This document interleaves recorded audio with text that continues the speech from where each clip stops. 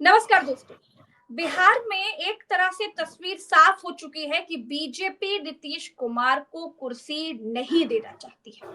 मोदी लगातार बिहार के दौरे पर हैं। उनके दौरों से या तो नीतीश कुमार गायब रहते हैं या बड़े अनबने से दिखाई देते हैं। नीतीश कुमार इस बात से टेंशन में है कि आखिर भाजपा कार्यालय में बिहार में जो कोर मीटिंग हुई उसमें नीतीश कुमार के नाम पर चर्चा क्यों नहीं हुई। और इधर चिराग पासवान नया खेल करने की तैयारी में है। तो आखिर बिहार में क्या कुछ हो रहा है, हमारे साथ बात करने के लिए वरिष्ठ पत्रकार और राजनीतिक विश्लेषक अशोक वानखेड़े सर हैं। सर से बात करते हैं। अशोक सर, नीतीश कुमार इतनी बार हाथ जोड़े, एक नहीं, दो नहीं, तीन नहीं, 10-10 बार हाथ जोड़े, क्या साबित करना चाहते हैं? क्या कुर्सी के लिए इतनी मिन्नतें करनी पड़ रही है क्या? देखिए, नीतीश कुमार, मैंने आपके पहले भी कई कार्यक्रम में कहता हूँ, हर कार्यक्रम में करीब करीब ये डायलॉग मुझे बोलना पड़ता है और मैं फिर बोलता हूँ कि नीतीश कुमार के अंत की शुरुआत है। Is the beginning of the end of Nitish era in Bihar politics. क्योंकि नीतीश कुमार का जो गेम था, देखिए, कोई विचारधारा वगैरह जो है ये सब धरी रह जाती है जब नीतीश कुमार इतनी बार पलट गए कि पलटू राम कहलाए। उनकी कोई नहीं, वो जब चाहे तब आरजेडी कांग्रेस के साथ जाते हैं, जब चाहे तब बीजेपी के साथ आते हैं। एकमात्र लक्ष्य होता है मुख्यमंत्री बनना। तो आपको क्या लगता है कि नीतीश कुमार का जो गेम है, क्या ये आरजेडी कांग्रेस नहीं समझ पाती? क्या ये बीजेपी नहीं समझ पाती? आरजेडी का प्रॉब्लम ये है कि आरजेडी कितना भी दम मारेगी तो वो ज्यादा से ज्यादा 70-80 सीटा जो उनकी उनकी सीट्स है, उनके लिमिट पे वो पहुंच जाते हैं। पिछली बार कांग्रेस और आरजेडी मिलकर पिछले चुनाव में करीब करीब सरकार बनाने की स्थिति में आ गई थी। भला हो बीजेपी के स्लीपर सेल का कांग्रेस में, जिन्होंने खेल करके उनको विपक्ष में रखा और बीजेपी को भारी बढ़त मिली। अब बीजेपी का गेम प्लान, और कोई इसमें गलत बात भी नहीं। बीजेपी एक राष्ट्रीय पार्टी है और वो पूरे राष्ट्र में व्याप्त होना चाहती है। आप यदि देखिए तो आज बीजेपी के पास पूर्व है, उनके पास नॉर्थ है, उनके पास सेंटर है। आज उनके पास सिर्फ दक्षिण नहीं, पूर्व यदि करें हम तो एक बंगाल छोड़ के आसाम उनके पास है, उड़ीसा उनके पास है, नॉर्थ ईस्ट के राज्य उनके पास है। उनके पास बिहार, यूपी है, उनके पास महाराष्ट्र है, मध्य प्रदेश, छत्तीसगढ़, राजस्थान है। तो दक्षिण में जरूर कर्नाटक में सत्ता में जाने के बाद वो बिल्कुल दक्षिण के बाहर है, प्रयासरत है। तो ऐसे में वो चाहते हैं कि बिहार में भी बीजेपी अपने बलबूते पे सरकार बनाए। ये बात तो उत्तर सर विजय प्रदेश में सिन्हा बहुत पहले कह चुके हैं कि अटल जी का बहुत सपना पहले है कि बिहार में भाजपा की आपकी सरकार बने, भाजपा का अपना मुख्यमंत्री हो और भाई वो पूरा करेंगे मुख्यमंत्री सपना। कल तो पहुंचे भी मोदी जी विजय सिन्हा के घर, उनके बेटे की रिंग सेरेमनी, लेकिन नीतीश मैंने कुमार नहीं पहुंचे सर। नहीं नहीं, सवाल ये है ना कि जब भाजपा का मुख्यमंत्री बनेगा तो नीतीश का समाप्ति है, नीतीश की। तेजस्वी के पास उम्र है, नीतीश के पास वो भी नहीं है। तो सर तो ऐसा कैसे हो सकता है कि एक पार्टी का राष्ट्रीय अध्यक्ष नीतीश कुमार कोई छोटे मोटे लीडर तो है नहीं, एक तरीके से उन्हें बिहार का चाणक्य कहा जाता रहा है। तो आप उनको देखकर ऐसा क्यों लगता है वो इतनी अजीब अजीब हरकतें करते हैं? ऐसा लगता है उन्होंने अपना क्या है सर्वस्व भाजपा को ही सौंप दिया। क्या है प्रज्ञा जी, हम चाणक्य ऐसा शब्द यूज कर लेते हैं कि ओरिजिनल चाणक्य यदि पता पड़ गया तो हम सबको फांसी दे देगा वो। ये सब जुगाड़ू है, चाणक्य नहीं है, ये जुगाड़ू है। चाणक्य ने अपने नीतियों के साथ कॉम्प्रोमाइज नहीं किया। सही बात है। चाणक्य नीति के तहत, वो अपनी नीति के तहत चले और फिर वो गेम प्लान करके सक्सेस रहे। यहाँ पे क्या है, यहाँ नंबर गेम है। आप इतना नंबर बिहार में ले आते हो कि आपके बगैर सरकार नहीं बनती। आप वहां बीजेपी नीचे थी, जब बीजेपी ज्यादा बड़ी पार्टी बन गई तो आपको उन्होंने तोड़ दिया और आपको सरकार में ले आए। तो आप उसका खा रहे हैं। तो इनकी स्थिति करीब करीब अब एकनाथ शिंदे जैसी हो गई महाराष्ट्र की। एकनाथ शिंदे के पास उम्र है तो एकनाथ शिंदे कम उम्र मतलब नीतीश के अनुपात में यदि तुलना में बात करूं तो वो उप मुख्यमंत्री भी बन गए। ये क्या उप मुख्यमंत्री बन के रहेंगे? दूसरी बात है कि ये भी जान गए हैं कि इनके हाथ से पार्टी पूर्ण रूप से निकल गई। पार्टी अब बीजेपी ही चला रही है इनकी। तब अब इतने दयनीय स्थिति में है और मुझे लगता है कि कोई अब वाकई उनका वृद्धावस्था और उनके जो प्रॉब्लम्स है, हेल्थ के प्रॉब्लम है, वो ज्यादा हावी हो गए। आज आप देखिए, आज प्रधानमंत्री जी का नाम भूल गए थे, अटल जी कह दिया उन्होंने, हम्म। फिर लिपापति कर दी बोलते समय। और वो हाथ जोड़ जोड़ के, प्रधानमंत्री जी को हाथ जोड़ जोड़ के बिल्कुल, कि तुम ही हो माता पिता, तुम ही हो, तुम ही हो बंधु सखा, तुम ही हो, इस मुद्रा में रहते हैं। तो उनको लगता है कि यदि हो सके तो मुझे एक टर्म मुख्यमंत्री का सिर्फ बीजेपी दे सकती हम्म। है। बीजेपी पूरी ताकत के साथ लगी है कि अपने बलबूते पे आ जाए। हम्म। लेकिन ऑपरेशन सिंदूर का ये जो रोड शो था, वो जिस हिसाब से फ्लॉप हुआ, उससे दिल्ली में बीजेपी में बहुत ज्यादा चर्चा है हम्म। कि क्या हमें फिर स्ट्रेटेजी बदलनी होगी, हमें क्या करना चाहिए। क्योंकि ये जरूरी नहीं कि जो मतदाता खिसकेगा जनता दल यूनाइटेड से, वो बीजेपी में ही जाएगा, ये जरूरी नहीं। वो थोड़ा बहुत पीके के साथ भी जा सकता है, कांग्रेस के साथ भी जा सकता है, आरजेडी के साथ भी जा सकता है। ये गारंटी नहीं है कि वहां का मतदाता खिसक के हमारे पास आएगा। जी। तो आप यदि नीतीश को खत्म कर रहे हैं, तो क्या फिर इनडायरेक्टली आप आरजेडी और कांग्रेस को मदद कर रहे हैं? ये भी एक पार्टी में लगातार एक, इस पे भी पार्टी मंथन कर रही है। तो हमें ये देखना है कि जो नीतीश का मतदाता खिसकेगा वो हमारे साथ। दूसरी बात है, इन्होंने जो वहां पैराट्रूपर बिठाए हैं, जो अपने एजेंट बिठाए हैं नीतीश के पार्टी में, वो जनाधार वाले नहीं है। वो अपने बलबूते पे सरपंच नहीं बन के आते। तो जो जनाधार वाले नेता है, क्या वो बीजेपी के साथ है? क्योंकि बीजेपी अच्छा, तवज्जो किसको, एक अंतर तो देखा अशोक सर कि जब पहली ऑपरेशन सिंदूर के बाद जब पहली बार बिहार पहुंचे नरेंद्र मोदी जी, और जो रोड शो किया वो रोड शो बिल्कुल फ्लॉप हो गया। उस रोड शो में बंद शीशे की गाड़ी के अंदर नरेंद्र मोदी जी थे, उनके साथ नीतीश कुमार भी नहीं थे। उस फ्लॉप रोड शो के बाद जो दूसरा रोड शो किया उसमें नीतीश कुमार उनके साथ थे, दोनों डेप्यूटी सीएम उनके साथ थे। लेकिन पहली वाली में वो भीड़ नहीं दिखी, लेकिन जब नीतीश कुमार उनके साथ थे तब कुछ लगा कि शायद इसमें रंग जम जाए, लेकिन तब भी कुछ नहीं हुआ। नहीं, तो मैंने यही कहा ना आपको कि ये नीतीश जी को जो स्लो पॉइजन हुआ, ये नीतीश जी को उन्होंने हलाल किया, धीरे धीरे धीरे धीरे धीरे धीरे। ये झटके वाला मामला नहीं है।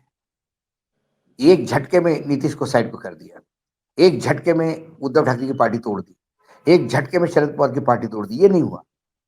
ये बड़ा ऑपरेशन कई दिनों से धीरे धीरे धीरे धीरे धीरे धीरे चलता रहा। जो नीतीश के अपने सिपा सलार थे, जो जिनका जमीन पे वजूद था, उनको अलग किया गया। इनके पैराट्रूपर्स, जो इनके स्लीपर सेल्स है, वो नीतीश के नजदीक गए। वो इतने नजदीक गए कि वही पार्टी चलाने लगे। जो पार्टी के साथ लॉयल, जो समाजवादी विचारधारा के लोग थे, वो धीरे धीरे खसकते गए।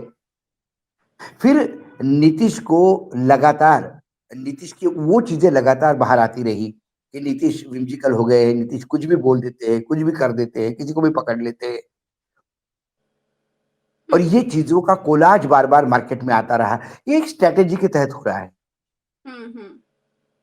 इससे ज्यादा गलतियां तो मुझे लगता है मोदी जी ने भी की होगी बोलते समय, लेकिन स्ट्रेटेजिकली डैमेज किया जाता है। और एक फिर तरह का नीतीश ज्यादा नैरेटिव सेट किया जा रहा है ताकि ये लगे नैरेटिव कि सेट नीतीश किया जा रहा बीमार है। है, ठीक नहीं है।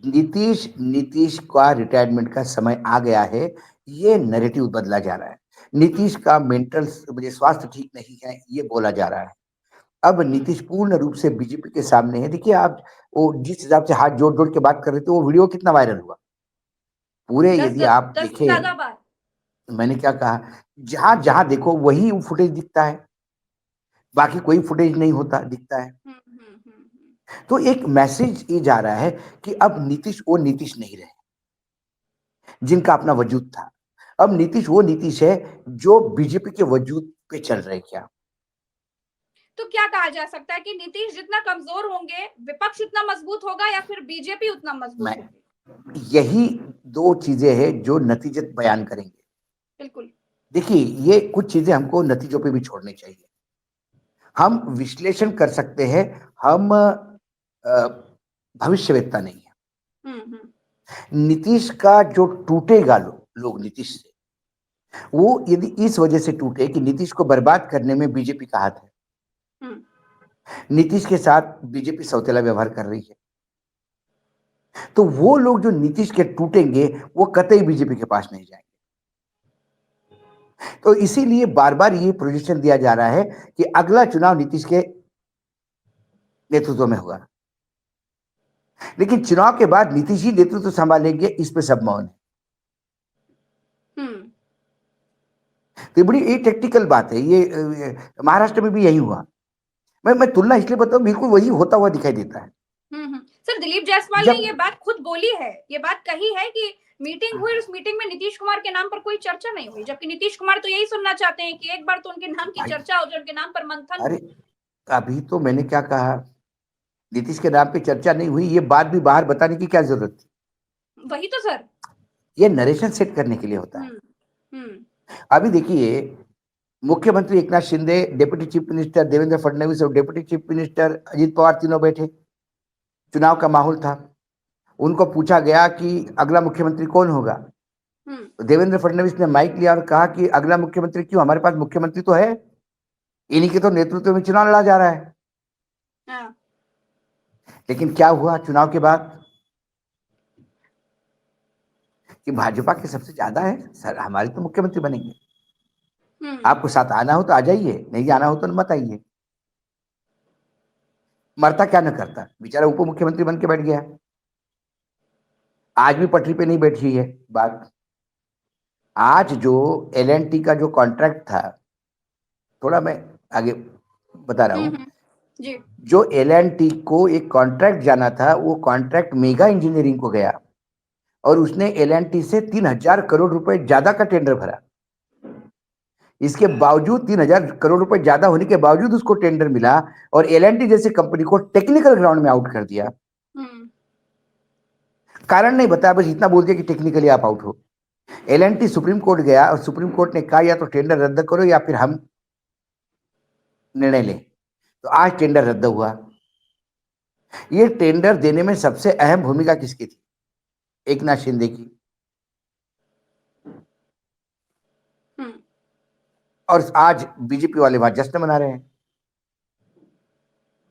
तो ये अंदर का जो कॉन्फ्लिक्ट होता है, सत्ता का जो लस्ट है,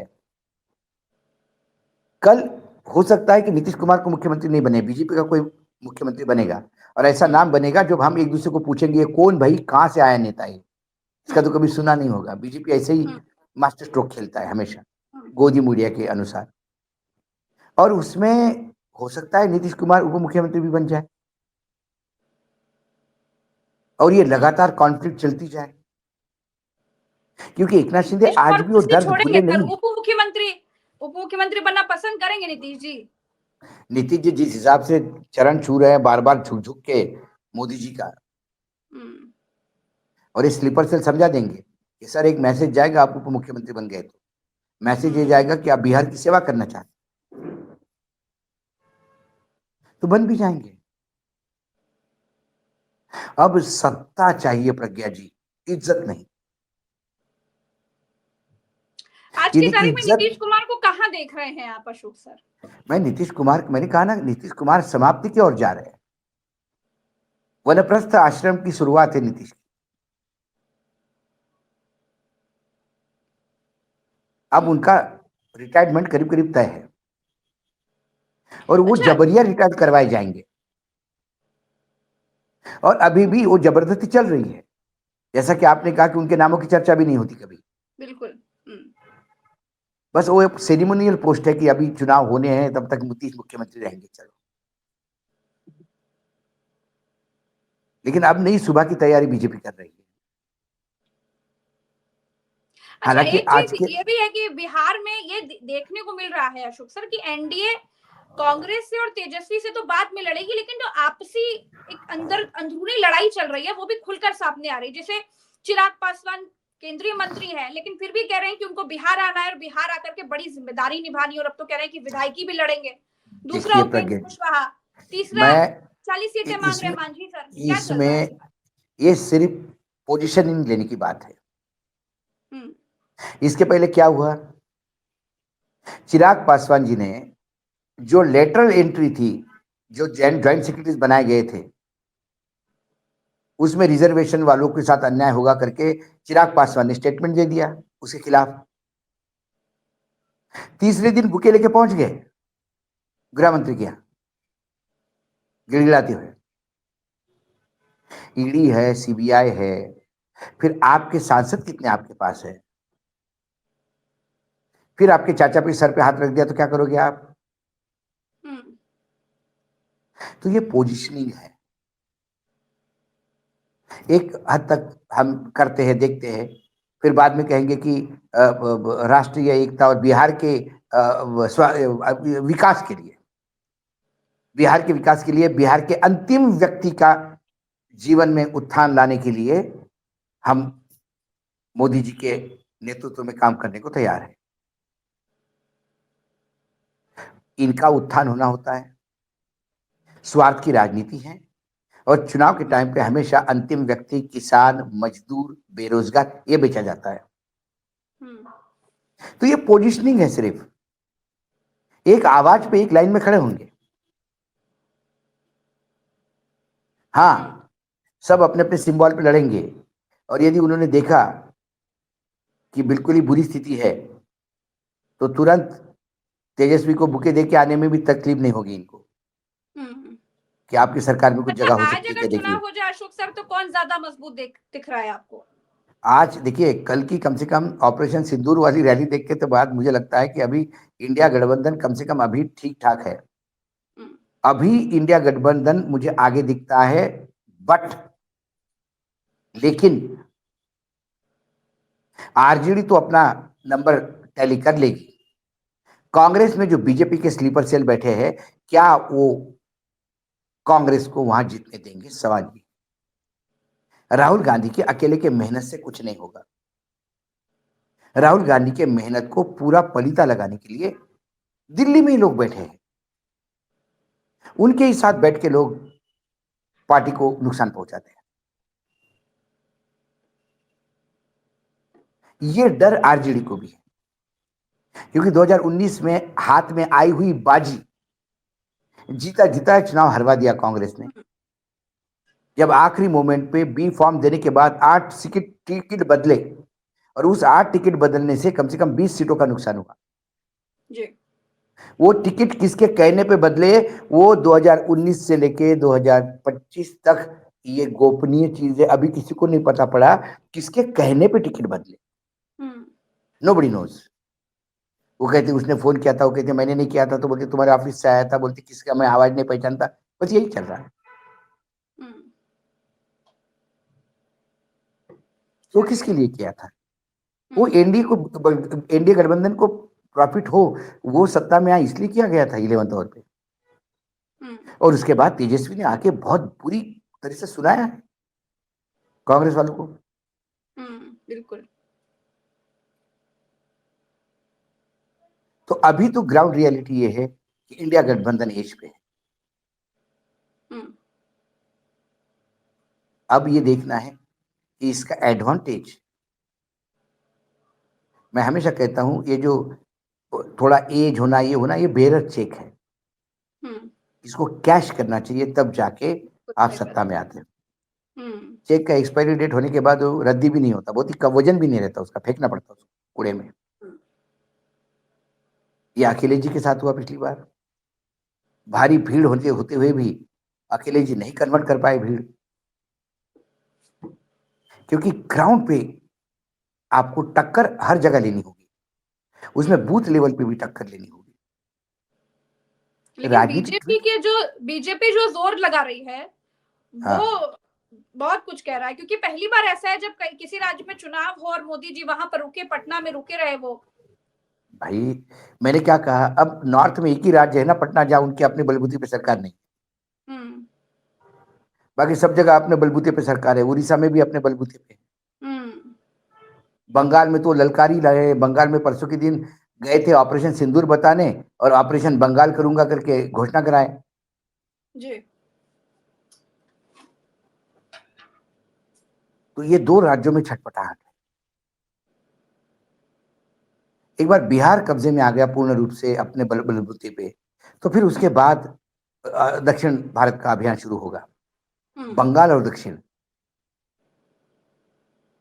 चलिए, बहुत बहुत शुक्रिया अशोक सर, आपने समय दिया। दर्शकों का भी बहुत बहुत आभार। में तो बिहार में क्या कुछ हो रहा है वो हम लगातार आपको बताते जा रहे हैं। बिहार से जुड़ी तमाम खबरें आपको हमारे चैनल पर मिलती है, तो इसलिए चैनल को सब्सक्राइब कीजिए ताकि हमारी खबरें आप तक पहुंचती रहें, और अपनी राय कमेंट में बताइएगा। नमस्कार।